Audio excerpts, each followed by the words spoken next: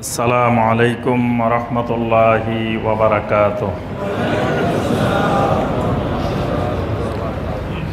সম্মানিত মুসল্লিয়ানে কেরাম, আজকের খুতবায় যে বিষয়টি আমরা আলোকপাত করার চেষ্টা করব ইনশাআল্লাহ, বিষয়টি হলো মিন আনওয়াইল ইবাদাতিল খাসা, অর্থাৎ ইবাদতের বিশেষ কিছু প্রকার, যেই প্রকারগুলোর কারণে যুগে যুগে এবং বর্তমানে সমগ্র পৃথিবীতে মানুষ শিরক করে থাকে। এরকম কিছু ইবাদত, যেই ইবাদতগুলোকে আমাদের সালাফে সালেহিনগণ গবেষণা করে নির্দিষ্ট করেছেন, এরকম কিছু ইবাদত সম্পর্কে আমরা আজকের খুতবায় আলোচনা করব ইনশাআল্লাহ। সম্মানিত ভাই ও বোনেরা, আল্লাহ রাব্বুল আলামিন আমাদেরকে সৃষ্টি করেছেন একটি মাত্র লক্ষ্য উদ্দেশ্যকে সামনে নিয়ে। সেই লক্ষ্য উদ্দেশ্যটা কি? কি উদ্দেশ্যে আল্লাহ রাব্বুল আলামিন আমাদেরকে সৃষ্টি করেছেন বলেন? একমাত্র আল্লাহ রাব্বুল আলামিনের ইবাদত করার জন্য। আল্লাহ রাব্বুল আলামিন সূরা আয-যারিয়াতের ৫৬ নম্বর আয়াতে কারিমায় স্পষ্ট করে বলছেন, ওয়ামা খালাকতুল জিন্না ওয়াল ইনসা ইল্লা লিয়াবুদুন। আমি মানুষ এবং জিন আর মানুষ, এই দুইটি মাখলুককে সৃষ্টি করেছি একমাত্র আমি আল্লাহর ইবাদত করার জন্য। তাহলে মানুষের মূল কাজ, একমাত্র কাজ পৃথিবীতে আল্লাহ রাব্বুল আলামিনের ইবাদত করা। কারণ ইবাদতের জন্যই আল্লাহ সুবহানাহু ওয়া তাআলা আমাদেরকে সৃষ্টি করেছেন। তাহলে যিনি ইবাদত করেন তিনি তার দায়িত্ব সঠিকভাবে পালন করেন। যিনি ইবাদত করেন না তিনি মালিকের চাকরি, মালিকের কাজ যথাযথভাবে আদায় করেন না। তিনি নিয়ম বহির্ভূত অবৈধভাবে বেতন ভাতা পান। তিনি যে অক্সিজেন গ্রহণ করেন, তিনি যে বাতাস গ্রহণ করেন, তিনি যে পানি পান করেন, তিনি যে রিজিক গ্রহণ করেন, এটা অবৈধভাবে মালিকের জিনিস ব্যবহার করেন। কিন্তু মালিকের যেই কাজের জন্য, যেই উদ্দেশ্যে মালিক আমাকে সৃষ্টি করেছেন, মালিকের সেই দায়িত্ব যথাযথভাবে তিনি পালন করেন না। আল্লাহ রাব্বুল আলামিন মানুষকে সৃষ্টির মূল উদ্দেশ্যই হলো আল্লাহ সুবহানাহু ওয়া তাআলার ইবাদত। এই জন্য যুগে যুগে আল্লাহ রাব্বুল আলামিন পৃথিবীতে যত নবী রাসূল পাঠিয়েছেন, সমস্ত আম্বিয়া আলাইহিমুস সালাম দুনিয়ার মানুষকে একটি মাত্রই দাওয়াত দিতেন, সেটা হলো একমাত্র আল্লাহ রাব্বুল আলামিনের ইবাদত করার জন্য। সূরা নাহলের ৩৬ নম্বর আয়াতে কারিমায় আল্লাহ পাক বলছেন, ওয়ালাকাদ বাআসনা ফি কুল্লি উম্মাতির রাসূলান আন ইবুদুল্লাহা ওয়াজতানিবুত তাগুত। আল্লাহ সুবহানাহু ওয়া তাআলা বলেন, আমি প্রত্যেক উম্মার কাছে রাসূল পাঠিয়েছি, নবী পাঠিয়েছি। আর সমস্ত নবী রাসূল আলাইহিমুস সালাম দুনিয়ার মানুষকে একটি মাত্র দাওয়াত দিতেন। দাওয়াতটি ছিল আন ইবুদুল্লাহা ওয়াজতানিবুত তাগুত। আন ইবুদুল্লাহ, তোমরা ইবাদত করো, গোলামি করো একমাত্র আল্লাহর। ওয়াজতানিবুত তাগুত, আল্লাহর ইবাদতের পরিপন্থী, আল্লাহর ইবাদতে বাধা সৃষ্টিকারী যত তাগুত পৃথিবীতে আছে, সমস্ত তাগুতকে তোমরা পরিহার করো। এটা ছিল নবীওয়ালা দাওয়াত, সমস্ত আম্বিয়া আলাইহিমুস সালামের দাওয়াত। আল্লাহ পাক কোরআনে কারিমে প্রত্যেক নবীর নাম ধরে ধরে বলছেন তারা কওমকে কিভাবে দাওয়াত দিতেন। নূহ আলাইহিস সালাম তার কওমকে বলছেন, ইয়া কওমি ইবুদুল্লাহা মা লাকুম মিন ইলাহিন গায়রু। হে আমার কওম, একমাত্র ওই মাবুদের ইবাদত করো যে মাবুদ ছাড়া তোমাদের আর কোনো মাবুদ নাই। এইভাবে হুদ আলাইহিস সালাম, সালেহ আলাইহিস সালাম, শুআইব আলাইহিস সালাম, মুসা আলাইহিস সালাম, ঈসা আলাইহিস সালাম, মুহাম্মদ রাসূলুল্লাহ সাল্লাল্লাহু আলাইহি ওয়াসাল্লাম সহ সকল নবী রাসূল ইবাদতের দাওয়াত দিয়েছেন। আল্লাহ রাব্বুল আলামিন কোরআনে কারীম শুরুতেই কোরআনে কারিমের প্রথম দিকেই আমরা লক্ষ্য করলে আল্লাহর এই কালামের কথাগুলো যদি আমরা লক্ষ্য করে দেখব, সেখানে আল্লাহ রাব্বুল আলামিন কিভাবে আল্লাহর কথাগুলোকে তুলে ধরেছেন।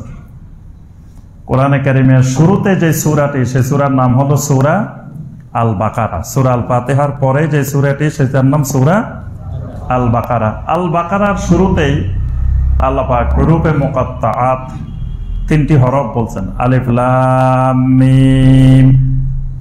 এই 3টি অক্ষর বলে আল্লাহ পাক সমগ্র বিশ্ববাসীর, দুনিয়াবাসীর, মানুষ এবং জিনের দৃষ্টি আকর্ষণ করেছেন। মানে এর পরে যে কথাগুলো হবে খুবই মূল্যবান, খুবই গুরুত্বপূর্ণ কথা হবে, তোমরা মনোযোগ দিয়ে এইদিকে শুনতে থাকো। হুরুফে মুকাত্তাআতের উদ্দেশ্য হলো এটা। এজন্য আরবের কাফেররা কিন্তু হুরুফে মুকাত্তাআত নিয়ে প্রশ্ন তোলে নাই।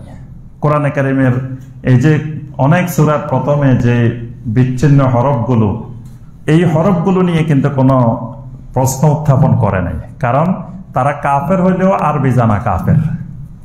আর অনেক সময় বাঙালি আরবি না জানার কারণে মুসলিম হইও কুফরি করে বসে থাকে, বলে যে আল্লাহ বহু বচন বলছে, নাহানু বলছে যে আল্লাহ তো কোরআনে সব জায়গায় বহু বচন বলছে, তাহলে আল্লাহ নিজের সাথে ওলিয়া উলিয়াদেরকে যোগ করে নিছে, নাউজুবিল্লাহ।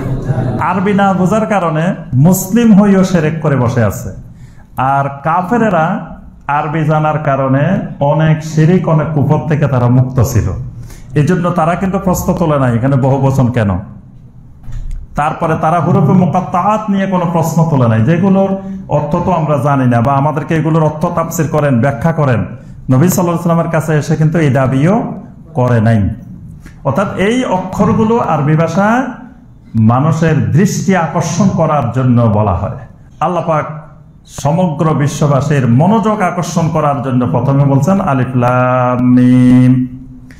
এরপরে 4টি আয়াতে কারিমায় আল্লাহ রাব্বুল আলামিন পৃথিবীর এক শ্রেণীর মানুষের বর্ণনা দিয়েছেন। সেই শ্রেণীটা হলো যারা মুমিন, যারা মুত্তাকিন। এদের ব্যাপারে আল্লাহ পাক প্রথমে 4টি আয়াতে কারিমা বর্ণনা করেছেন। এরপরে আরেকটা শ্রেণীর বর্ণনা দিয়েছেন, তারা হলো কাফের। ইন্নাল্লাযীনা কাফারু সাওয়াউন আলাইহিম আনযারতাহুম আম লাম তুনযিরহুম লা ইউমিনুন। এই আয়াত আর পরের আয়াত, 2টি আয়াতে আল্লাহ পাক আলোচনা করেছেন কাফেরদের ব্যাপারে। মুমিন আর কাফেরের মাঝামাঝি আরেকটা শ্রেণী আছে পৃথিবীতে, সেই শ্রেণীটা হলো মুনাফিক। তাহলে মুমিনের ব্যাপারে আল্লাহ পাক আয়াত বলছেন 4টা, কাফেরের ব্যাপারে বলছেন 2টা।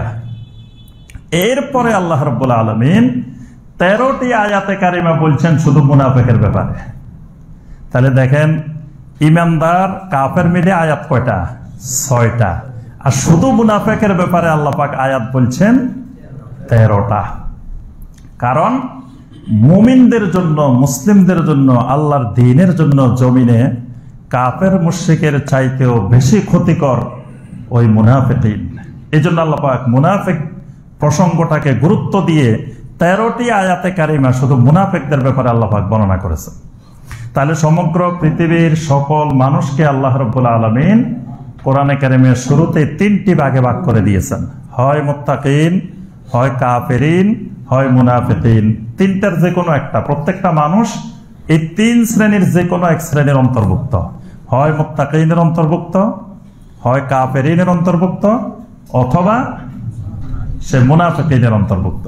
এরপরে আল্লাহ রাব্বুল আলামিন 21 নম্বর আয়াতে কারিমায় এই 3 ধরনের মানুষ, সব মানুষকে একসাথে আল্লাহ পাক সম্বোধন করেছেন। ইয়া আইয়ুহান নাসু উবুদু রাব্বাকুম আল্লাযী খালাকাকুম ওয়াল্লাযীনা মিন ক্বাবলিকুম লাআল্লাকুম তাত্তাকুন।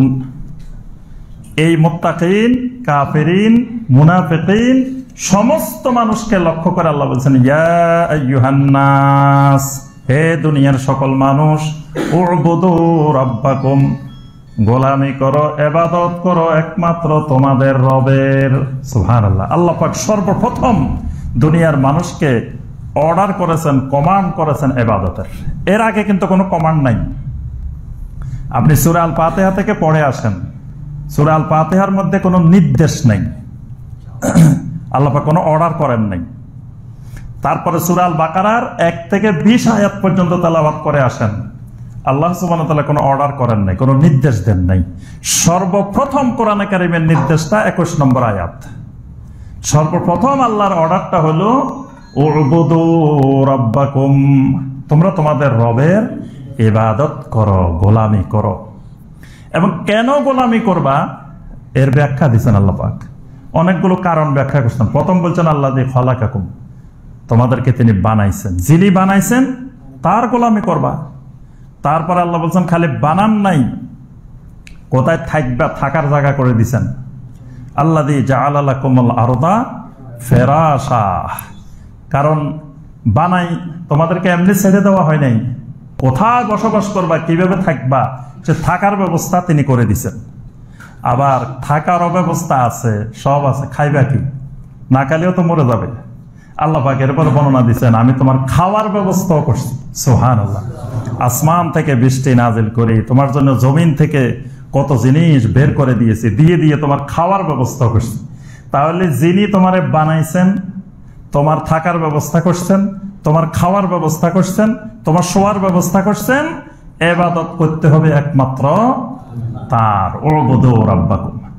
এরপরে 21 নম্বর আয়াতে কারিমার 22 নম্বর আয়াতের শেষে গিয়ে আল্লাহ পাক সর্বপ্রথম নিষেধাজ্ঞাটা দিচ্ছেন, ফালা তাজআলু লিল্লাহি আনদাদা ওয়া আনতুম তা'লামুন, খবরদার ওই আল্লাহর সাথে কখনো কোনো সমকক্ষ নির্ধারণ করিও না। ওয়া আনতুম তা'লামুন, জেনে শুনে, যে আল্লাহ তোমাকে সৃষ্টি করেছেন, যে আল্লাহ তোমার খাওয়ার ব্যবস্থা করেছেন, যে আল্লাহ তোমার বসবাসের জন্য যা যা দরকার সব ব্যবস্থা করেছেন, গোলামি করবা ওই আল্লাহর, আর ওই আল্লাহর সাথে কোনো সমকক্ষ নির্ধারণ করিও না। তাহলে আল্লাহ পাকের সর্বপ্রথম অর্ডার, নির্দেশটা হলো কিসের?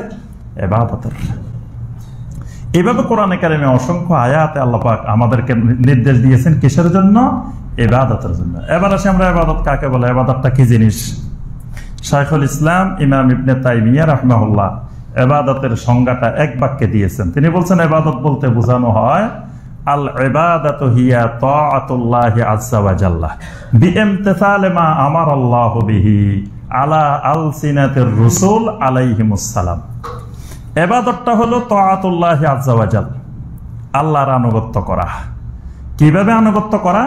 বিইমতিসালি মা আমারাল্লাহু বিহি, আল্লাহ পাক যেই কাজটা যেইভাবে অর্ডার করেছেন। আল্লাহ পাক যদি কোনো জায়গায় বসে থাকতে বলেন, বসে থাকাটার নাম ইবাদত। যেমন আল্লাহ পাক বলছেন আরাফার ময়দানে গিয়ে কি করো? বসে থাকো। আরাফার ময়দানে অবস্থান করো। আরাফার ময়দানে কিন্তু সুনির্দিষ্ট কোনো ইবাদত নেই। ইবাদত হইল শুধু অবস্থান করা, এখানে বসে থাকাটাই ইবাদত। মুজদালিফায় গিয়ে শুয়ে থাকো রাত্রে, এই শুয়ে থাকাটা এখানে ইবাদত। আবার আরেক জায়গায় তাওয়াফের মধ্যে হাঁটো, এই হাঁটাটাই ইবাদত। সাফা মারওয়া দৌড় দাও, এই দৌড়ানোটাই ইবাদত। অর্থাৎ আল্লাহ পাক যেখানে বসে থাকতে বলবেন, বসে থাকার নাম ইবাদত। আল্লাহ পাক দাঁড়ায় থাকতে বলবেন, দাঁড়ায় থাকার নাম ইবাদত। আল্লাহ পাক হাঁটতে বলবেন, হাঁটার নাম ইবাদত। আল্লাহ পাক দৌড়াইতে বলবেন, দৌড়ানোর নাম ইবাদত। আল্লাহ সুবহানাহু ওয়া তাআলা খাইতে বলবেন, খাওয়ার নাম ইবাদত। ইফতারের সময় আল্লাহ বলতেছেন কুলু ওয়াশরাবু, খাও, এই খাওয়াটা একটা ইবাদত। আবার বলতেছেন এই সময় ফজর উদিত হওয়ার পর থেকে সূর্যাস্ত পর্যন্ত খাওয়া যাবে না, এই সময় না খাওয়াটার নাম ইবাদত। অর্থাৎ আল্লাহ রাব্বুল আলামিন যেখানে যেভাবে নির্দেশ দিবেন এটার আনুগত্য করার নাম ইবাদত। আর আরেকটা শর্ত হলো আলা আলসিনাতুর রাসূল আলাইহিমুস সালাম। তবে খেয়াল রাখতে হবে এই কমান্ড মানাটা নবী রাসূলদের নির্দেশনার আলোকে মানতে হবে, তখন এটা হবে ইবাদত। নিজে নিজে মানলে সেটার নাম ইবাদত হবে না। ওই পদ্ধতিটা শিখতে হবে আম্বিয়া আলাইহিমুস সালাম থেকে। তাহলে ওইভাবে আল্লাহর নির্দেশনা মানার নাম হলো ইবাদত। ইবাদতটা দুই ধরনের হয়ে থাকে, একটাকে বলা হয় ইবাদতে কাউনিয়া, আর একটা হলো ইবাদতে শারঈয়া। ইবাদতে কাউনিয়াটা হলো কিছু ইবাদত আছে আপনি না চাইলেও করতে আপনি আমি বাধ্য, মানা লাগবেই, করা লাগবেই, এটা না করে কারো উপায় নেই। এরকম ইবাদতগুলোর নাম হলো ইবাদতে কাউনিয়া। যেমন আপনার আমার চুল দাড়ি সাদা হয়ে যায়, আমি আপনি চাই না যে সাদা হোক, কিন্তু না চাইলেও আল্লাহর হুকুম মানতে বাধ্য আপনি আমি। এখানে আমার আপনার করার কিছু নেই, এটাও আল্লাহর ইবাদত। কিন্তু এই ইবাদত আমি ইচ্ছাই করি না, অনিচ্ছাই বাধ্য হয়ে করি। মানুষ বৃদ্ধ হয়ে যায়, বয়স বাড়ে, মানুষ বৃদ্ধ হইতে চায় না, চায় সারা জীবন যুবক থাকতে। তাহলে এখানে আল্লাহর হুকুম মানতে সে বাধ্য। এরকম অসংখ্য জিনিস আছে যেগুলো মানুষ চাইলেও কিছু করার নাই, বাধ্য হয়ে মানতে হয়। এরকম ইবাদতের নাম ইবাদতে কাউনিয়া। আল্লাহ পাক বলছেন, ইউসাব্বিহু লিল্লাহি মা ফিস সামাওয়াতি ওয়া মা ফিল আরদিল মালিকিল কুদ্দুসিল আজিজিল হাকীম।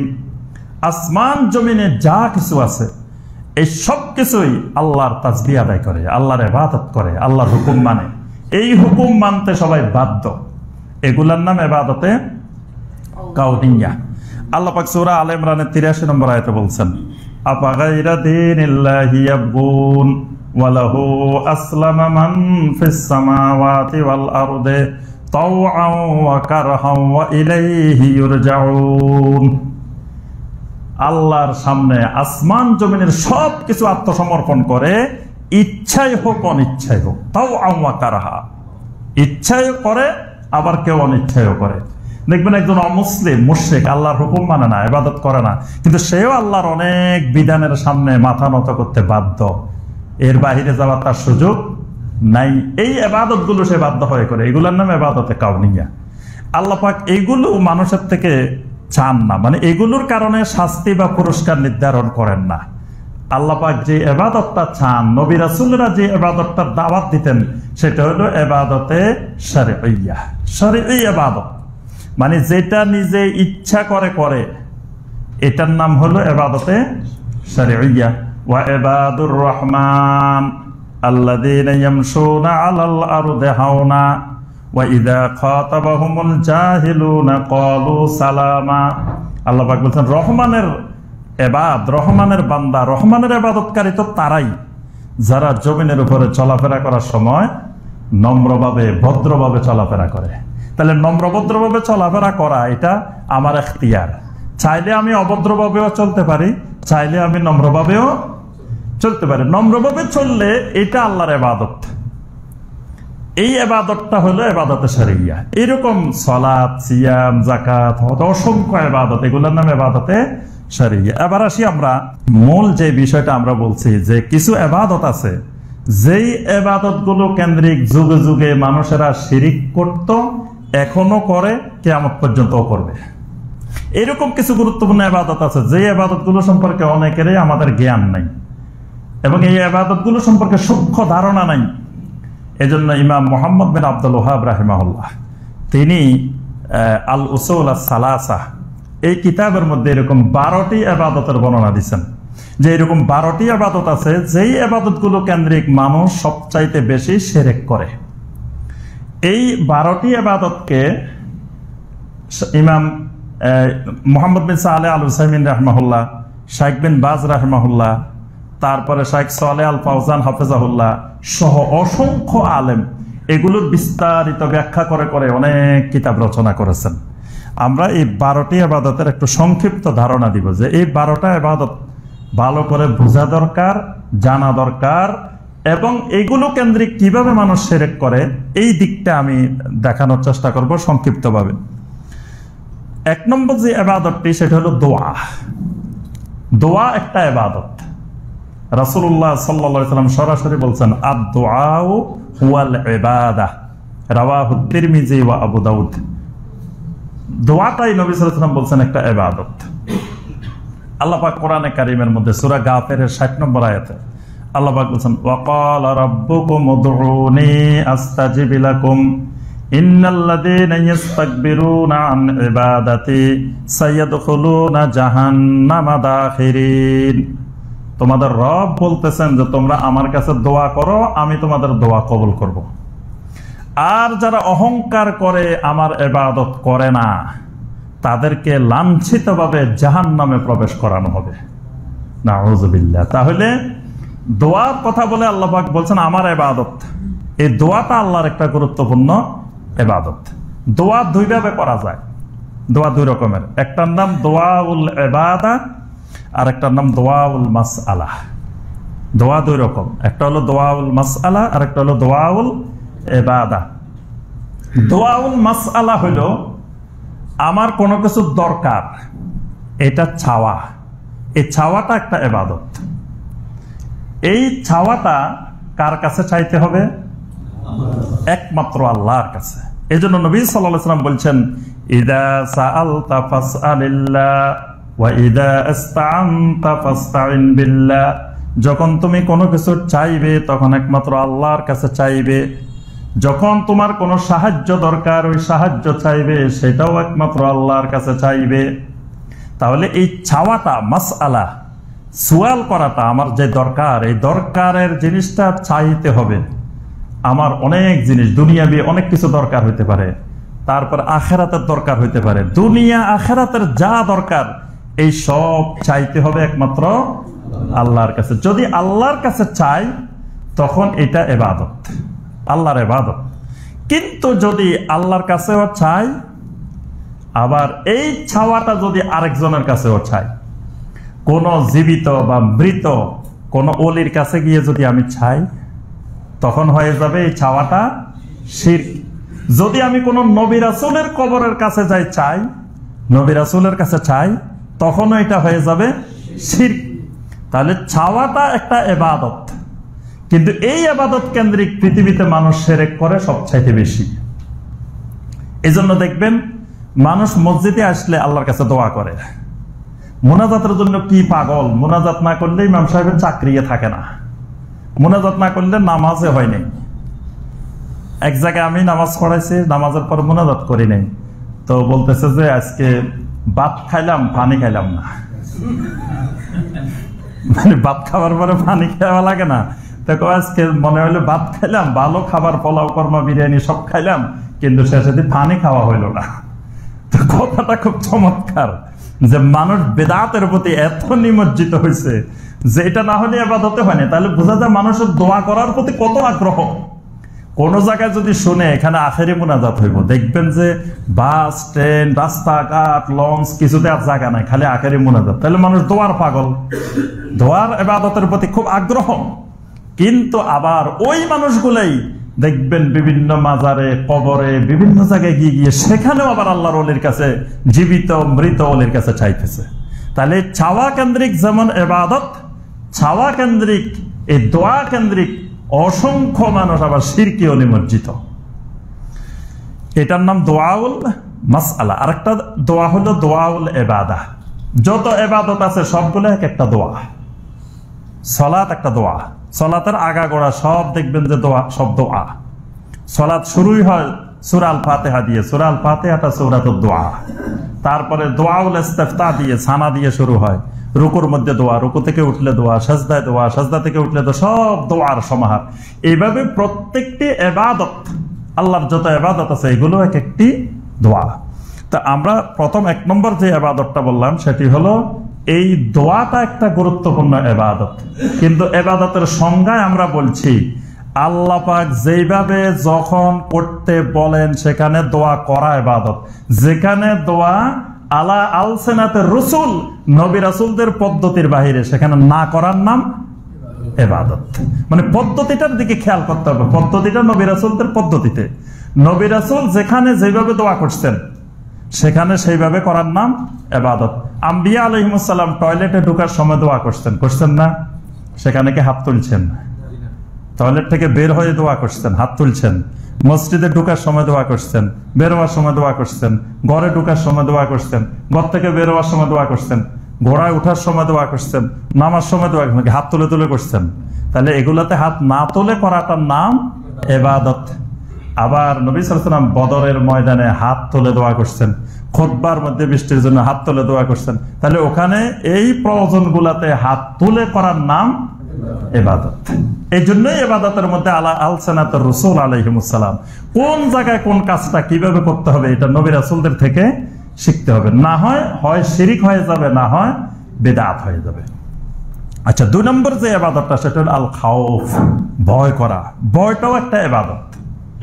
ভয়, আল্লাহ পাক কোরআনে কারিমে বলেছেন ফালা তাখাফুহুম ওয়া খাফুনি ইন কুনতুম মুমিনিন, খবরদার তাদেরকে ভয় করিও না, একমাত্র আমি আল্লাহকে ভয় করো যদি তোমরা ঈমানদার হও। তাহলে ভয়টাও একটা ইবাদত। এই ভয়টা কয়েক ধরনের ভয় আছে, 3 ধরনের ভয়। আহলুল ইলমেরা বলছেন ভয় 3 ধরনের হতে পারে। একটা হলো খাউফুত তাবিঈ, একটা হলো খাউফুল ইবাদাহ, একটা হলো খাউফুস সির। একটা হলো খাউফুত তাবিঈ, স্বভাবগত ভয়। মানুষ সবসময় ভয় পায়। দেখবেন কেউ মান সম্মানের ভয় পায়, কেউ এটার ভয় পায়। দেখবেন যে আমাকে কেউ একজন গালি দিছে অশ্লীল ভাষায়, আমি কি গালি জানি না? কি বলেন, জানি না? আমি দিতে পারি না, কিন্তু দিলাম না। কেন দিলাম না? আল্লাহর ভয়ে, সম্মানের ভয়ে, মান মর্যাদার ভয়ে। এই যে একটা ভয়, এটা স্বভাবগত ভয়, খাউফুত তাবিঈ। তারপরে আপনার মুসা আলাইহিস সালাম, আল্লাহর নবী রাসূলরা এরকম স্বভাবগত ভয় পেতেন। মুসা আলাইহিস সালাম যখন আসতেছিলেন মাদাইন থেকে, যখন তিনি মিশরের দিকে আসতেছিলেন, রাত্রে তিনি দেখতে পেলেন গাছের পাশে আগুন জ্বলতেছে। তিনি আগুন আনতে গেলেন, যাই দেখে যে তো স্বাভাবিক আগুন না, এ তো আরেক ধরনের আগুন। তিনি ভয় পেয়ে গেছেন। তখন আল্লাহ পাক ডাক দিয়ে বলছেন, মুসা ভয় করিও না, ইন্নানি আনাল্লাহু রাব্বুল আলামিন। সুবহানাল্লাহ। তাহলে মুসা আলাইহিস সালামের মধ্যে তো ভয় আসছে, এই ভয়টা স্বাভাবিক ভয়। তারপর মুসা আলাইহিস সালাম ঘুষি মারছিলেন, এক লোক মারা গেছে। পরের দিন সকালবেলা মুসা আলাইহিস সালাম বের হয়েছেন, ফাআসবাহা ফিল মাদিনাতি খাইফান ইয়াতারাক্কাবু। আল্লাহ বলতেছেন মুসা সকালবেলা ভয়ে ভয়ে বের হয়েছে। তাহলে আল্লাহর নবীদের মধ্যে ওই স্বাভাবিক ভয়টা ছিল, এটা কোনো দোষের না, স্বাভাবিকভাবে প্রত্যেক মানুষের মধ্যে থাকবে। খাউফুল ইবাদা, ইবাদতের ভয়। ইবাদতের ভয়টা খুব গুরুত্বপূর্ণ।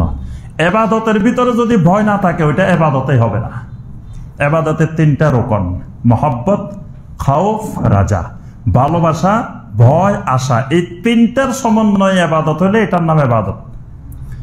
এই জন্য শাইখুল ইসলাম ইবনে তাইমিয়া রাহিমাহুল্লাহ সুন্দর করে বলছেন, যুগে যুগে 3 ধরনের মানুষ পাওয়া গেছে। এক ধরনের মানুষ পাওয়া গেছে খালি ইবাদতের মধ্যে মহব্বত করে, ভয়ও নাই, আশাও নাই, খালি আল্লাহর মহব্বতে ইবাদত করে, আল্লাহর কাছে কিছু আশাও করে না, কিছু ভয়ও করে না। আমার জান্নাতও দরকার নাই, জাহান্নামও দরকার নেই, আমি আল্লাহ খালি তোমারে চাই।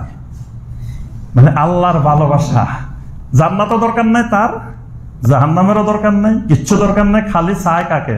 আল্লাহকে। এই মহব্বতের সাথে ইবাদত, ভয়ও নাই, আশাও নাই। শাইখুল ইসলাম ইবনে তাইমিয়া রাহিমাহুল্লাহ বলেন, এরা হলো ভ্রান্ত সুফি।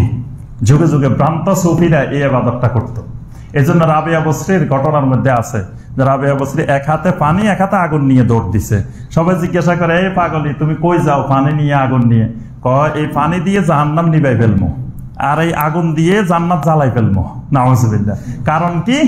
দুনিয়ার মানুষ ওই জান্নাতের আশায় জাহান্নামের ভয়ে ইবাদত করে, আল্লাহর মহব্বতে ইবাদত করে না। এটা হলো সুফিবাদের, ভ্রান্ত সুফিবাদের ধারণা। শাইখুল ইসলাম ইবনে তাইমিয়া রাহিমাহুল্লাহ বলেন, এটা আল্লাহর ইবাদত না। আবার আরেক গোষ্ঠী আছে, শুধু আল্লাহরে ভয় করে, শুধু ভয় করে, কোনো আশাও নাই, মহব্বতও নেই। এরা হলো খাওয়ারেজ। আল্লাহ বলছেন, ফাকতাউ আইদিয়াহুমা, চোর চুরি করলে হাত কেটে দাও। তো নবী সাল্লাল্লাহু আলাইহি ওয়াসাল্লাম হাত কাটছেন এই পর্যন্ত, এরা কয় না, হাত কি পর্যন্ত নেই, হাত তো এই পর্যন্ত, এখানে কাটে দিতে হইব, কারণ এটা তো হাত। আল্লাহ বলছে ফাকতাউ আইদিয়াহুমা, মানে রাসূলের চেয়ে বেশি বুঝে গেছে। আল্লাহ রাসূল সাল্লাল্লাহু আলাইহি ওয়াসাল্লাম হাত বুঝে নাই, তারা বেশি বুঝছে যে একবার হাত এখানে কেটে দিতে হবে। অর্থাৎ আল্লাহকে বেশি ভয় করতে গিয়ে গোমরা হয়ে গেছে, তা আশাও নাই, মহব্বতও নাই। এরা হলো খাওয়ারেজ। আরেকটা গোষ্ঠী হলো খালি আশা করে, ভয়ও নাই, মহব্বতও নাই। এরা হলো মুরজিয়া। এরা হলো মুরজিয়া। যেমন আমাদের দেশে দেখবেন নামাজ পড়ে না, তাও কিন্তু জান্নাতে যাওয়ার আশা করে বসে আছে। জিজ্ঞেস করলে, কি ভাই যে নামাজ পড়েন না কেন? দোয়া করেন। আর ইমান যাতে আনছি, তো জান্নাতে একদিন না একদিন যামই, বাস। তাই এরকম ইমান তো আব্দুল্লাহ বিন উবাইও আনছে না, কালেমা পড়ছে না, তো সে কি জান্নাতে যাইব? কিন্তু আমাদের দেশের অনেক ভাই বোনেরা বসে আছে, আশা করে বসে আছে, ভয়ও নাই, আল্লাহর মহব্বতও নাই। এরা হলো মুরজিয়া। আহলুস সুন্নাহ ওয়াল জামাতের নীতিমালা হলো আল্লাহর ইবাদতের মধ্যে 3টা থাকতে হবে, আল্লাহর মহব্বতও থাকতে হবে, আল্লাহর ভয়ও থাকতে হবে, আল্লাহর কাছে আশাও থাকতে হবে। দেখবেন যে অসংখ্য হাদিসের মধ্যে আছে রমাদানের ফজিলত, মান সামা রমাদানা ঈমানান ওয়া ইহতিসাবান। যেই লোক রমজান মাসে রোজা রাখবে, নবী সাল্লাল্লাহু আলাইহি ওয়াসাল্লাম বলতেছেন ঈমানের সাথে এবং সওয়াবের আশায়, সওয়াবের আশা থাকতে হবে। তাহলে গফিরা লাহু মা তাকাদ্দামা মিন যামবিহি, আল্লাহ পাক তার সমস্ত গুনাহ মাফ করে দিবেন। সুবহানাল্লাহ। তাহলে ভয়ও থাকা লাগবে, আশাও থাকা লাগবে। এই ভয়টা ইবাদতের ভয়। এই ভয়ে আল্লাহর ইবাদত করা এটা ফরজ। কিন্তু আবার এমন ভয় পাইলাম আল্লাহর ইবাদত থেকে দূরে সরে গেলাম, এই ভয় হারাম। যেমন কিছু মানুষ দেখবেন কোরআন কারিম পড়ে না, কাপড় দিয়ে সুন্দর করে বেঁধে রাখছে। কয় মিয়া, এই কোরআন কারিম যদি হাতের থেকে পড়ে 100 কেজি চাল, 100 কেজি ডাল, কত কিছু দেওয়া লাগবে। এই জন্য কোরআনের সম্মানে, কোরআনের তাজিমে একবারে বেঁধে উপরে তুলে রেখেছে। মানে এত ভয়, যে ভয়ে আল্লাহর ইবাদত থেকে দূরে সরে গেছে। এই ভয় হারাম, এরকম ভয় করা যাবে না। বরং ভয়ে আল্লাহর ইবাদত বাড়াই দিতে হবে, এই ভয়টা ফরজ। আরেকটা ভয় আছে খাউফুস সির, গোপনীয় ভয়। দেখবেন এই গোপনীয় ভয়ের একটা দৃষ্টান্ত দিলে বুঝবেন। যে গাড়ি চালাই যাচ্ছে এক গতিতে, হঠাৎ করে কোনো মাজার, কবর এরকম কিছু পাইছে, আস্তে করে গাড়ি স্লো করে দিছে। কি ব্যাপার ভাই, হঠাৎ আস্তে হয়ে গেল কেন? এখানে কিন্তু এক বড় আল্লাহর ওলি শুয়ে আছে। তা আল্লাহর ওলি শুয়েছে, আপনার কি? আল্লাহর ওলি যদি দেখে সামনে দিয়ে জোরে চালাই যাইতেছে, তাহলে বেয়াদবি হবে, গাড়ি ধাক্কায় পালাই দিতে পারে। তাহলে ওই কবরের লোকটার প্রতি গোপনীয় ভয়, এটা শিরক। এই খাউফুস সিরটা শিরক। কোন মৃত ব্যক্তির প্রতি, কোন অনুপস্থিত ব্যক্তির ভয়, কোন মৃত ব্যক্তির ভয়, এই ভয়ে যদি কেউ কোনো কিছু করে, যে উনি কবর থেকে এটা করতে পারে, বা রাগ করতে পারে, বা আমার প্রতি অসন্তুষ্ট হতে পারে, বা আমার ক্ষতি করতে পারে, এই ভয়ে যদি কিছু করে, এটার নাম শিরক। তাহলে এই ভয় কেন্দ্রিক পৃথিবীতে অসংখ্য মানুষ এরকম শিরক করে বসে। 3 নম্বরে ইবাদত আর রাজা। আর রাজা মানে আশা করা। আশা করা এটাও একটা ইবাদত। আল্লাহ পাক সূরা আল কাহাফের 110 নম্বর আয়াতে বলছেন, ফামান কানা ইয়ারজু লিকা রাব্বিহি ফালিয়ামাল আমালান সালিহা ওয়ালা ইউশরিক বিইবাদাতি রাব্বিহি আহাদা। যে ব্যক্তি তার রবের সাথে সাক্ষাতের আশা করে, তাহলে এই আশাটা একটা গুরুত্বপূর্ণ ইবাদত। আশা করলে কি করতে হবে? ফালিয়ামাল আমালান সালিহা, বেশি বেশি আমলে সালেহ করতে হবে। এন্ড আশা করি বসে আছে কিন্তু কোনো আমল করে না। আশা করি বসে আছে, আল্লাহ আমার একটা ছেলে দাও, আমি বড় আলেম বানাবো, কিন্তু বিয়ে করে না। আল্লাহর কাছে সবসময় দোয়া করে, আল্লাহ আমার একটা ছেলে দাও, বড় হাফেজ বানাবো, আল্লাহ আলেম বানাবো, কিন্তু বিয়ে করে না। তা আল্লাহ দিবে কেমনে? এখন আশা করি বসে আছে জান্নাতে যাবে, আল্লাহর সাথে মোলাকাত করবে, কিন্তু নামাজে পড়ে না, হারাম ছাড়ে না, সুদ খায়, ঘুষ খায়, হারাম উপার্জন করে না, আশা করে বসে আছে। এইরকম আশাটাও একটা ইবাদত। এই আশাটা যদি আশা করে আল্লাহর ইবাদত বাড়িয়ে দেয়, এটা হলো ইবাদত। কিন্তু আশা করি যদি আল্লাহর ইবাদত থেকে দূরে থাকে, এটা আশা কেন্দ্রিক শিরক। আশা করতেছে আল্লাহর কাছে, কিন্তু ইবাদত করতেছে শয়তানের। এই আশাটার মধ্যেও শিরক আছে, অসংখ্য শিরক লুকায়িত।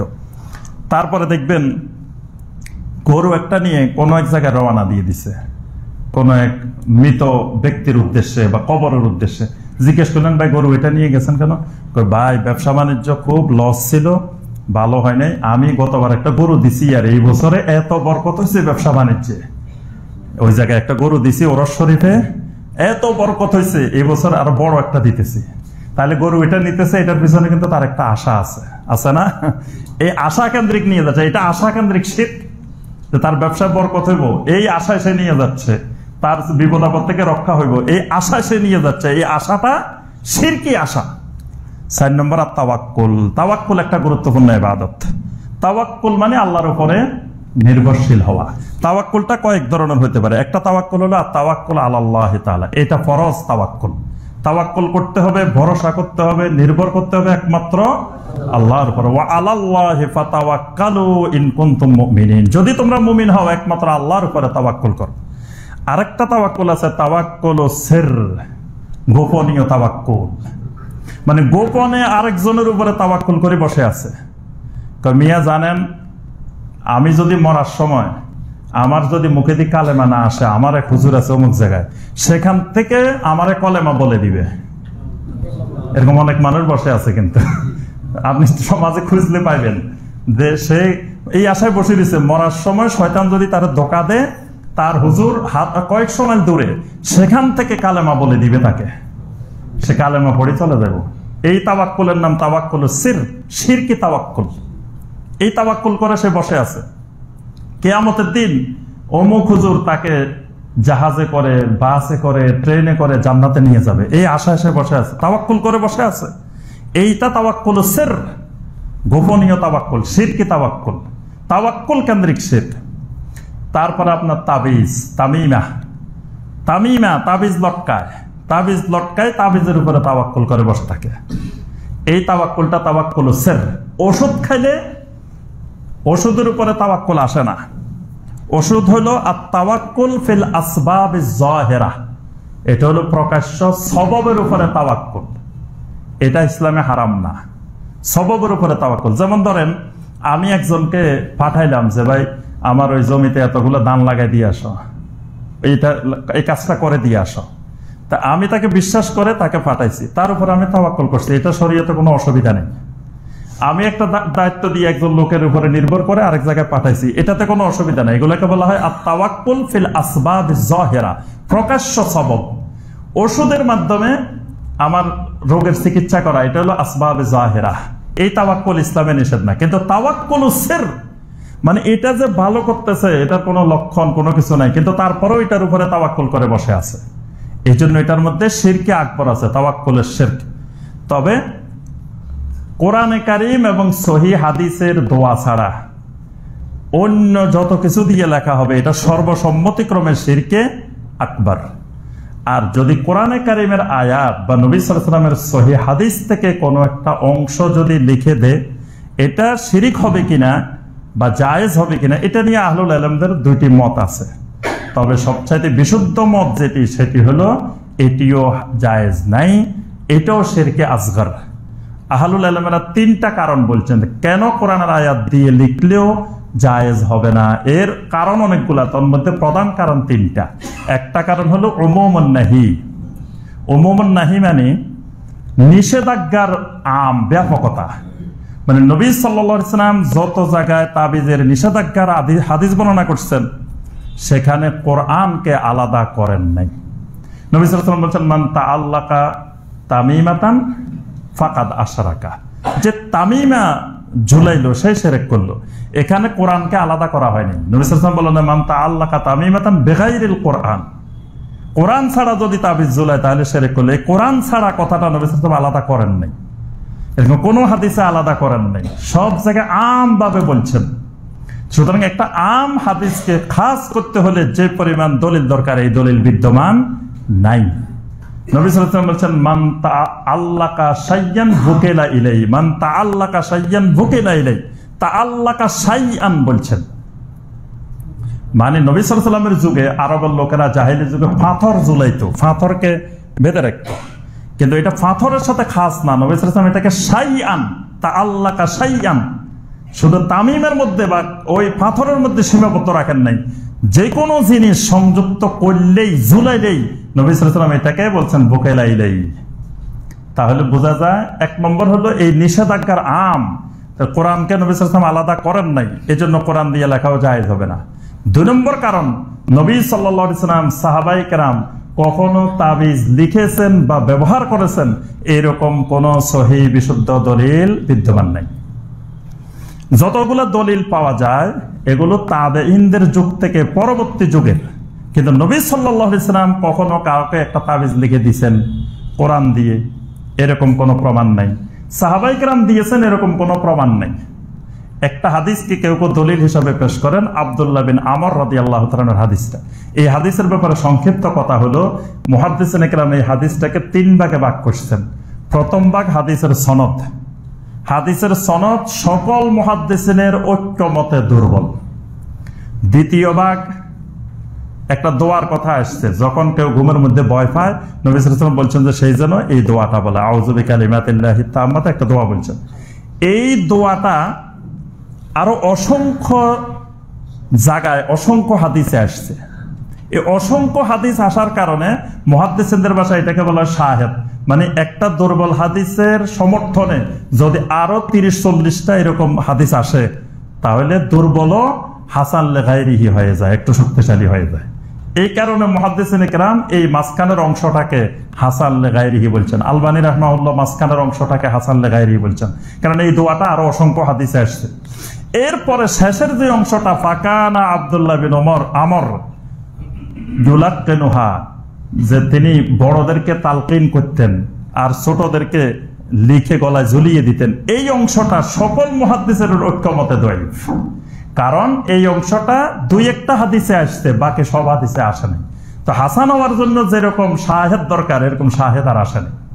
তাহলে সাহাবীদের থেকে তাবিজ দিয়েছেন, ঝুলাইছেন, এরকম কোনো প্রমাণ নাই। এই কারণে কোরআন দিয়েও জায়েজ নাই। 3 নম্বর কারণ যেটি, সেটি হলো সাদ্দুজ জারায়ে। ইসলামে অনেক জায়েজ জিনিসও অবৈধ হয় যখন ওই জায়েজ জিনিসের মাধ্যমে শিরকের দরজা, বেদাতের দরজা খুলে যায়। তখন আহলুল ইলমেরা যুগে যুগে অনেক বৈধ জিনিসকেও নিষেধ করছেন। অনেক বৈধ জিনিসও আলেমদের জন্য করা যায় না, কারণ আলেমেরা করলে মানুষ এটারে জায়েজ মনে করে, বৈধ মনে করে, এরপরে এখান দিয়ে শিরকের অসংখ্য রাস্তা খুলে যায়, বেদাতের রাস্তা খুলে যায়। এই জন্য এটা কোরআন দিয়ে লেখা জায়েজ বললে তখন দেখা যাবে যে ওই ফেরাউনের নাম লেখে, হামানের নাম লেখে, তারপরে ইবলিসের নাম লেখে, তারপরে আপনার ওই ওমরের নাম লেখে, বিভিন্ন ব্যক্তির নাম লেখে, জিনের নাম লেখে, শয়তানের নাম লেখে, তাবিজ দেওয়া শিরকের দরজা খুলে যাবে। আজকে দেখেন যারা এটাকে কোরআন দিয়ে বৈধতা দিয়েছেন, এই বৈধতার কারণে বাংলাদেশে বাংলা ভাষায় যতগুলো তাবিজের কিতাব আছে, যে কোনো একটা তাবিজের কিতাব খুলে দেখেন, সেটা যত বড় পীর সাহেবের হোক, যত বড় আল্লামার হোক, যত বড় বুজুর্গের হোক, শিরকে ভরা, আগাগোড়া শিরকে ভরা। কারণ ওইটা সাদ্দুজ জারায়ে, যে এটাকে এই জন্য যুগে যুগে আহলুল ইলমেরা এটাকে হারামের মধ্যে রাখছেন, নিষেধাজ্ঞার মধ্যে রাখছেন, কারণ এটাকে বৈধতা দিলেই শিরকের রাস্তা খুলে যাবে। এই 3টা কারণে আহলুল ইলমেরা এই তাবিজকেও, তামিমাকেও তাওয়াক্কুলের শিরক বলছেন। এটা হলো তাওয়াক্কুলের সির। আরেকটা তাওয়াক্কুল বলছি, তাওয়াক্কুল ফিল আসবাব জাহেরা, মানে বাহ্যিক প্রকাশ্য কোনো কারণ, এটার উপরে তাওয়াক্কুল করলে কোনো অসুবিধা নেই। আমার দোকানে একটা লোককে আমি কর্মচারী, ম্যানেজার নিয়োগ দিলাম, তার উপরে আমি নির্ভর করলাম, এটাও তাওয়াক্কুল। এই তাওয়াক্কুলটাকে বলা হয় তাওয়াক্কুল ফিল আসবাব জাহেরা। আরেকটা তাওয়াক্কুল আছে যে কোনো কার্যক্রম হালাল বৈধ কাজ করার জন্য যদি আমার পক্ষ থেকে কারোকে নিয়োগ দেওয়া হয় বা আমার স্থলাভিষিক্ত করা হয়, এই তাওয়াক্কুলও জায়েজ। 5 নম্বর হলো আর রাগবা ওয়ার রাহবা ওয়াল খুশু, মানে কারো প্রতি অতি আগ্রহ, অতি ভয়, অতি বিনয়ী হওয়া, এটাও একটা ইবাদত। এটা আল্লাহর ক্ষেত্রে রাগবা, রাহবা, খুশু। আল্লাহ পাক বলেন ইন্নাহুম কানু ইউসারিউনা ফিল খায়রাত রাগাবান ওয়া রাহবান, যে এরা আমি আল্লাহর দিকে, কল্যাণের কাজ থেকে এমন ভাবে দ্রুতগামী হয়, অত্যন্ত আগ্রহ ভরে, অত্যন্ত ভয়ে। এই কোন মানুষের প্রতি আগ্রহ, ভয়টা যদি মারাত্মক আকার ধারণ করে, তখন এটা শিরকে পরিণত হয়ে যায়। এটা আল্লাহর জন্য ইবাদত, কিন্তু অন্যের ক্ষেত্রে যখন এটা মাত্রা অতিরিক্ত হয়ে যাবে, তখন এটা শিরকের রাস্তা খুলে যায়। আল খাশিয়া, খাশিয়াতুল্লাহ একটা বড় ইবাদত। ইন্নামা ইয়াখশাল্লাহু মিন ইবাদিহিল উলামা, আল্লাহকে একমাত্র খাশিয়া করে, খাশিয়া বলছেন আল্লাহ পাক, ইন্নামা ইয়াখশাল্লাহ। তারপরে জান্নাতের ব্যাপারে এখানে আল্লাহ বলছেন একমাত্র আল্লাহকে ভয় করে কারা? ওলামারা। জান্নাতের ব্যাপারে আল্লাহ পাক সূরা আল বাইয়িনা লাস্টে গিয়ে জান্নাতের আলোচনা করে আল্লাহ বলছেন যালিকা লিমান খাশিয়া রাব্বাহ, এই জান্নাত কার জন্য? যারা তাদের রবকে ভয় করে, খাশিয়া করে। খাশিয়া শব্দ ব্যবহার করছেন।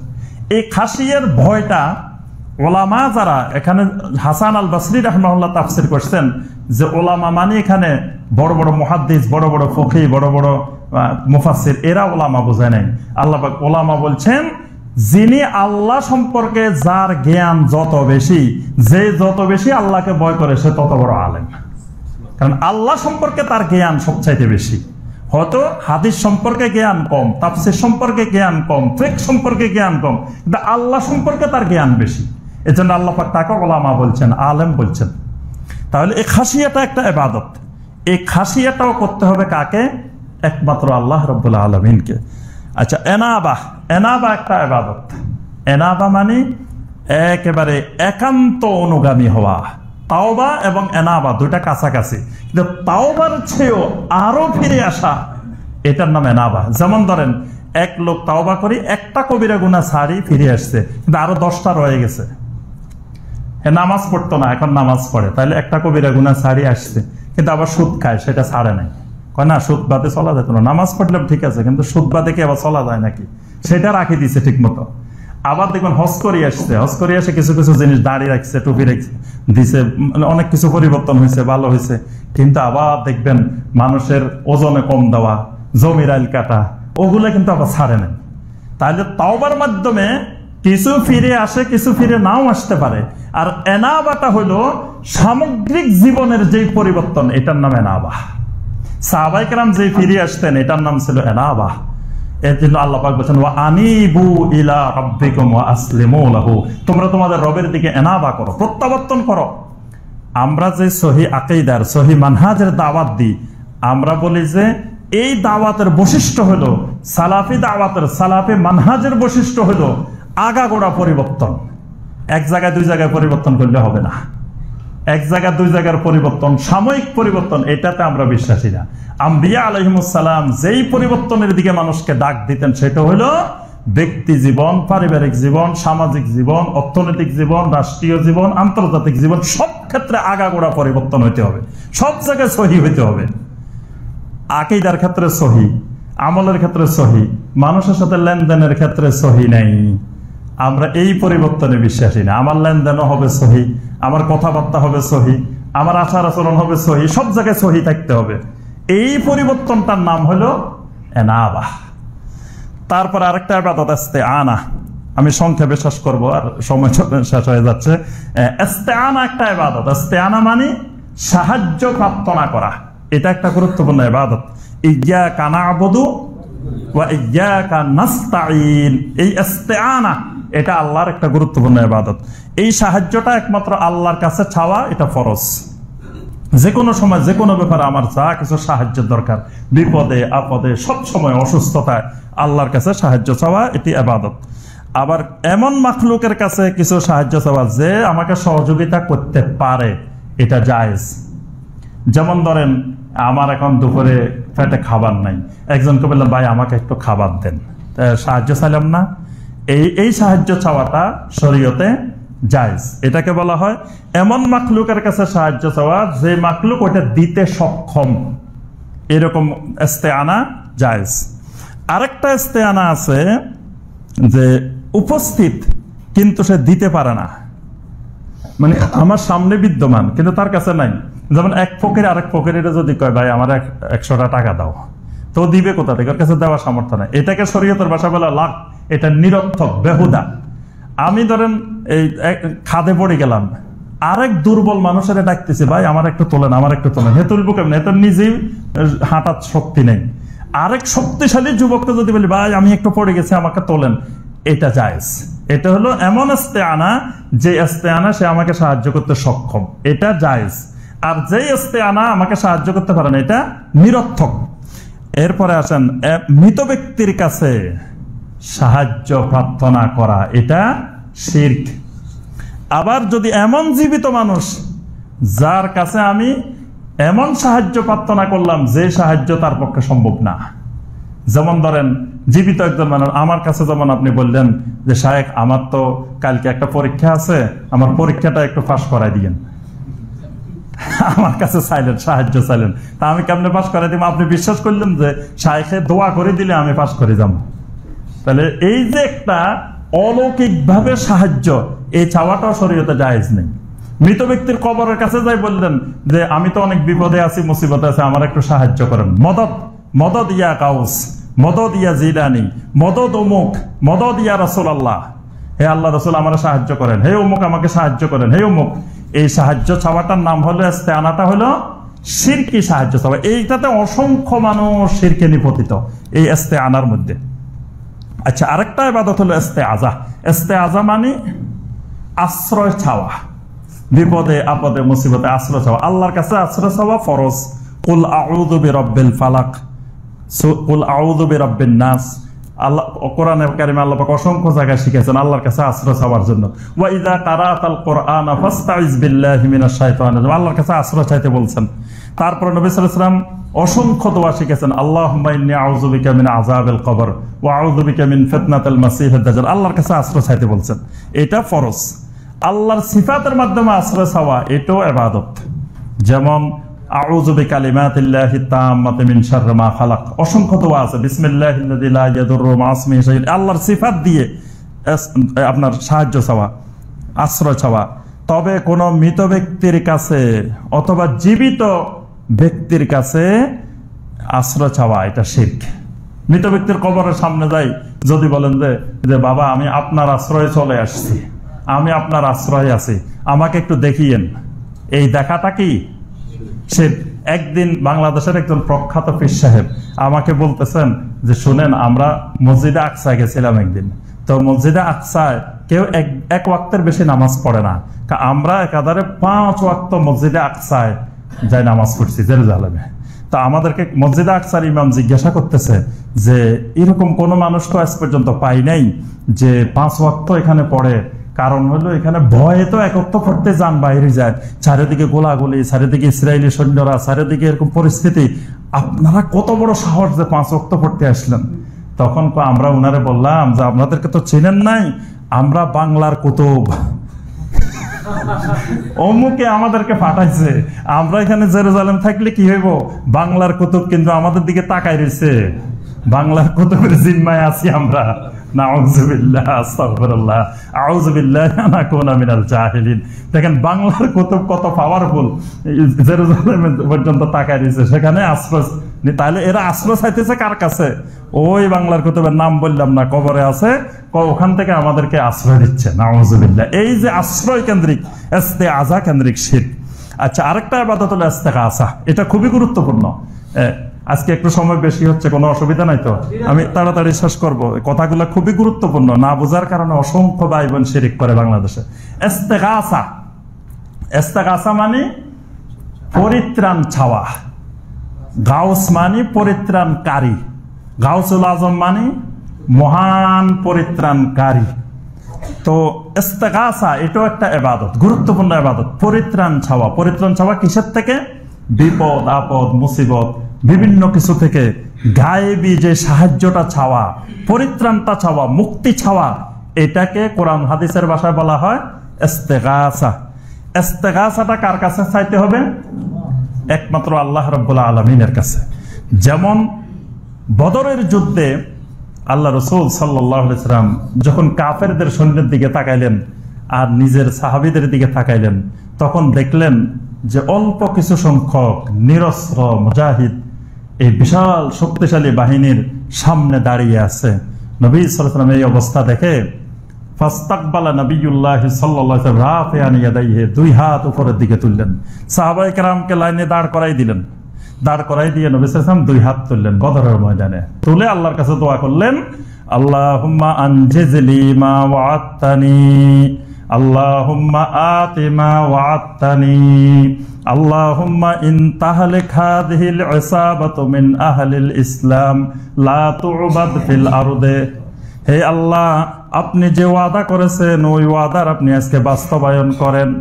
ওয়া আতি মা ওয়া'আদতানি, আপনি আমাদেরকে যে প্রতিশ্রুতি দিয়েছেন সেই প্রতিশ্রুতি আজকে আমাদেরকে দান করেন। আল্লাহুম্মা ইন তাহলিক হাযিহিল ইসাবাতু মিন আহলিল ইসলাম, আয় আল্লাহ, এই মুসলিমদের ক্ষুদ্র এই বাহিনীটা, ক্ষুদ্র এই দলটা যদি আজকে এখানে পরাজিত হয়ে যায়, ধ্বংস হয়ে যায়, লা তু'বাদ ফিল আরদে, কিয়ামত পর্যন্ত জমিনে আপনার কোনো ইবাদতকারী পাওয়া যাবে না। আল্লাহ রাসূল সাল্লাল্লাহু আলাইহি ওয়াসাল্লাম এইভাবে দোয়া করতেছেন, হাত দুটা বারবার উপরের দিকে উঠতেছে, চাদরটা পিছনের দিকে পড়ে যাচ্ছে। আবু বকর রাদিয়াল্লাহু তাআলা দৌড়াই এসে চাদর তুলে দিচ্ছেন, তুলে দিয়ে বলতেছেন, ইয়া রাসূলুল্লাহ, থামেন থামেন, আল্লাহ আপনার দোয়া কবুল করবেন। তখন জিবরিল আলাইহিস সালাম ওহী নিয়ে আসলেন, ইজ তাস্তাগীসুনা রাব্বাকুম ফাস্তাজাবা লাকুম আন্নী মুমিদ্দুকুম বিআলফিম মিনাল মালাইকাতি মুরদিফিন। ইজ তাস্তাগীসুনা রাব্বাকুম, যখন আপনি আপনার রবের কাছে ইস্তেগাসা করেছিলেন, এই যে নবী সাল্লাল্লাহু আলাইহি ওয়াসাল্লাম দোয়াটা করছেন বদরে, এটাকে আল্লাহ পাক বলছেন ইস্তেগাসা, মানে আপনি পরিত্রাণ চেয়েছেন আল্লাহর কাছে, আল্লাহ আপনার দোয়া কবুল করছেন। আল্লাহ ওয়াদা করছেন একের পর এক ফেরেশতা নাজিল করে আল্লাহ আপনাকে সাহায্য করবেন। সুবহানাল্লাহ। তাহলে এই ইস্তেগাসা কার কাছে? একমাত্র আল্লাহর কাছে। কোরআনের শব্দ ইজ তাস্তাগীসুনা রাব্বাকুম, এইটা হলো আল্লাহ সুবহানাহু ওয়া তাআলার কাছে, কারণ আল্লাহ হলেন গাউস, পরিত্রাণকারী একমাত্র আল্লাহ, আল্লাহ হলেন গাউসুল আজম। কিন্তু দেখেন দুনিয়ার মানুষ বিভিন্ন ব্যক্তিদেরকে, দিনদার মানুষদেরকে গাউসুল আজম বানায় ফেলছে, গাউস বানায় ফেলছে। দেখবেন কত গাউসুল আজম, আব্দুল কাদের জিলানী রাহিমাহুল্লাহকে বানাইছে গাউসুল আজম, আরো বাংলাদেশে দেখবেন বাংলার এলাকায় এলাকায় অঞ্চলে অঞ্চলে গাউসুল আজমের অভাব নেই, শুধু গাউসুল আজম। এবং গাউসুল আজমের কাছে সাহায্য চায়, বিপদে পড়লে যে কোনো মুহূর্তে ডাক দে, ইয়া গাউসুল আজম, ইয়া রাসূলুল্লাহ, সাহায্য চায়, ইয়া গাউসুল আজম, ইস্তেগাসা চায়।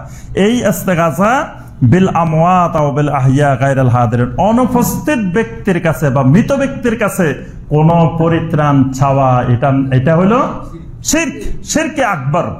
আল্লাহ ছাড়া কারো কাছে ইস্তেগাসা চাওয়া করা যাবে না, আল্লাহ ছাড়া কাউকে গাউস বানানো যাবে না, গাউসুল আজম বানানো যাবে না।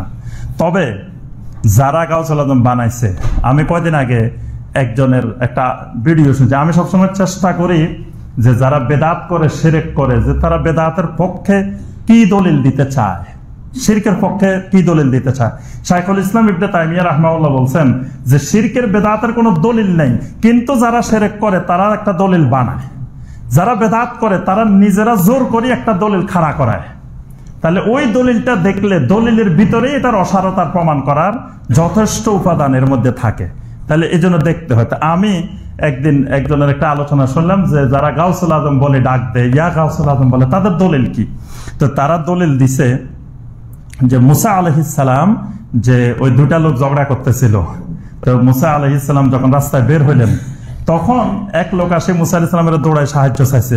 সেখানে আল্লাহ পাক শব্দটা ব্যবহার করছেন ফাস্তাগাসাহুল্লাযী, যে যেই লোকটা গতকাল তার শত্রুর উপরে পরাজিত হইলো, সেই এসে মুসা আলাইহিস সালামের কাছে সাহায্য চাইছে। বলছে মুসা আমারও তো মারি ফেলতেছে, আমার একটু সাহায্য করেন।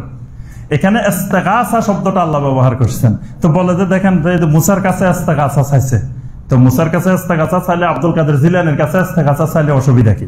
নাউযুবিল্লাহ। দুইটার মধ্যে পার্থক্য আছে, সূক্ষ্ম পার্থক্য আছে। মুসা আলাইহিস সালাম তখন জীবিত, মুসা আলাইহিস সালাম জীবিত, এই জন্য দৌড়াই আসি মুসা আলাইহিস সালামকে বলছে। এখানে নবী হিসাবে তার কাছে সাহায্য চায় নাই, বা কোনো গায়েবী মদদের জন্য সাহায্য চায় নাই।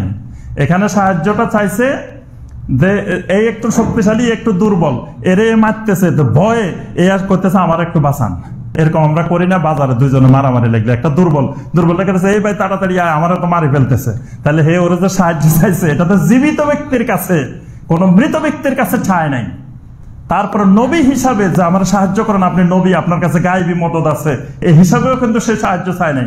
তখন মুসা আলাইহিস সালাম নবুয়ত পান নাই, এটা ছোটবেলার ঘটনা, নবুয়তের আগের ঘটনা, বিয়ে করার অনেক আগের ঘটনা, মুসা আলাইহিস সালাম মাদানী হিজরতের আগের। তাহলে ওই দলিল আর এই দলিল এক না। ওই ইস্তেগাসা এটা জায়েজ, এটা হলো যে কোনো ব্যক্তি, দুর্বল ব্যক্তি সবলের কাছে এরকম সাহায্য চাইতে পারে। আরেকটা হলো জবে। জবে একটা গুরুত্বপূর্ণ ইবাদত। জবে হবে কার জন্য? ইন্না সলাতি ওয়া নুসুকি ওয়া মাহইয়ায়া ওয়া মামাতি লিল্লাহি রাব্বিল আলামিন, একমাত্র আল্লাহর জন্য। এই জবেটা যদি অন্য কারো তাজিমে, অন্য কারো উদ্দেশ্যে করা হয়, তখন হয়ে যাবে এটা শিরক। দেখবেন অনেক জায়গায় এই যে কোরবানি গেছে, অনেকে এখান থেকে কোরবানি নিয়ে চিটাগাং চলে গেছে, এখান থেকে কোরবানি নিয়ে কিশোরগঞ্জ চলে গেছে, এখান থেকে ফরিদপুর চলে গেছে, এখান থেকে আপনার সিরাজগঞ্জ চলে গেছে। কারণ কি? যে ওই হুজুরের কাছে নিয়ে, হুজুরের কবরের কাছে করলে হুজুরের সোহবত পাওয়া গেল, হুজুরে দেখতেছে, দেখো আমার মুরিদানেরা কত বড় বড় গরু কোরবানি দিতেছে, হুজুরের সোহবতে করতেছে। এই যে হুজুরের সোহবতে বা হুজুরকে দেখানোর উদ্দেশ্যে যে জবাইটা করছে, এই জবাই হলো কি? শিরকি জবাই। আল্লাহ সুবহানাহু ওয়া তাআলার উদ্দেশ্য জবাই করলে, তাই এখানে টক বাজারে করলেও তো আল্লাহ সুবহানাহু ওয়া তাআলা দেখবেন। আর যদি আল্লাহর বান্দাদেরকে খাওয়ানোর উদ্দেশ্য থাকে, তো এখানে তো টক বাজারে কি আল্লাহর বান্দার অভাব আছে? গরু এটা কিনে সিরাজগঞ্জ নিতে হবে কেন? এখানে তো খাওয়ানো যায়। ওখানে নেওয়ার ভিতরে একটা উদ্দেশ্য আছে, ওই জবাইটা, ওই নেওয়াটা শিরকি জবাই, শিরকি নেওয়া। সর্বশেষ যেটা বলে শেষ করবো সেটা হলো আন-নাযার, মান্নত। মান্নত একটা ইবাদত। তবে নবী সাল্লাল্লাহু আলাইহি ওয়াসাল্লাম মান্নতের প্রতি উম্মতকে উৎসাহিত করেন নাই। বলছেন ইন্নাহু নাহা আনিন নাযর, নবী সাল্লাল্লাহু আলাইহি ওয়াসাল্লাম মান্নত থেকে নিষেধ করতেন। বারবার বলতেন ইন্নাহু লা ইয়াতি বিখাইর, মান্নতের মধ্যে কোনো কল্যাণ নাই। ওয়া ইন্নামা ইস্তাখরাজু বিহি মিনাল বাখিল, আল্লাহ বখিলের থেকে কিছু জিনিস মান্নতের মাধ্যমে বের করে নেন। এজন্য আহলুল ইলমেরা কেউ কেউ বলছেন মান্নত করা হারাম, কেউ কেউ বলছেন মাকরুহ, কেউ কেউ বলছেন মুবাহ। এর বেশি আর কেউ কিছু বলেন নাই। তবে কেউ যদি বৈধ মান্নত করে ফেলে, তখন এটা পূরণ করাটা ওয়াজিব হয়ে যায়। কারণ আল্লাহ পাক বলেন ইউফুনা বিন নাযরে ওয়া ইয়াখাফুনা ইয়াওমান কানা শাররুহু মুস্তাতিরা, যে তারা তাদের মান্নত পুরা করে, এটাই ইমানদারের বৈশিষ্ট্য। এই জন্য যখন মান্নত করে ফেলায় তখন ইবাদত। এই মান্নাতটা যদি আল্লাহর জন্য হয় তখন এটা ইবাদত। কিন্তু যদি আল্লাহ ছাড়া অন্য কারো উদ্দেশ্যে, কোনো কবরের উদ্দেশ্যে, কোনো মাজারের উদ্দেশ্যে, কোনো ব্যক্তির উদ্দেশ্যে, কোনো গাছের উদ্দেশ্যে, কোনো পুকুরের উদ্দেশ্যে, কোনো কুমিরের উদ্দেশ্যে, কোনো শৈল মাছের উদ্দেশ্যে যদি মান্নত করে তখন এটা হয়ে যায় শিরকি মান্নত। তাহলে এই যে 12টা ইবাদত আমরা যদি একটু চিন্তা করে দেখি, দেখবেন বাংলাদেশে যতগুলো শিরক চলে এর অধিকাংশ এই 12টা ইবাদত কেন্দ্রিক। এই ইবাদত গুলোকে ভালোভাবে না বোঝার কারণে কিন্তু শিরিক প্রচার প্রসার ঘটে। আল্লাহ রাব্বুল আলামিন আমাদের সবাইকে সমস্ত রকমের শিরিক থেকে মুক্ত থাকার আল্লাহ পাক তৌফিক দান করুন। আল্লাহ পাক আমাদের সবাইকে তাওহীদ বুঝার, তাওহীদ জানার, তাওহীদ ভিত্তিক ঈমান ও আমলকে গড়ার আল্লাহ পাক আমাদেরকে তৌফিক দান করুন। সুন্নাত অনুযায়ী আমল করার, আল্লাহর ইবাদত করার তৌফিক দিন। সমস্ত বিদআত থেকে আল্লাহ আমাদেরকে হেফাজত করুন। বারাকাল্লাহু লানা ওয়া লাকুম ফিল কুরআনিল আযীম ওয়া নাফা'আনি ওয়া ইয়্যাকুম বিআহাদিস রাসূলিল্লাহি সাল্লাল্লাহু আলাইহি ওয়া সাল্লাম ওয়া বিসুন্নাতিহিল কারীম। আকুলু কাওলি হাদা ওয়া আস্তাগফিরুল্লাহ লি ওয়া লাকুম ফাস্তাগফিরু ইন্নাহু হুয়াল গফুরুর রহিম।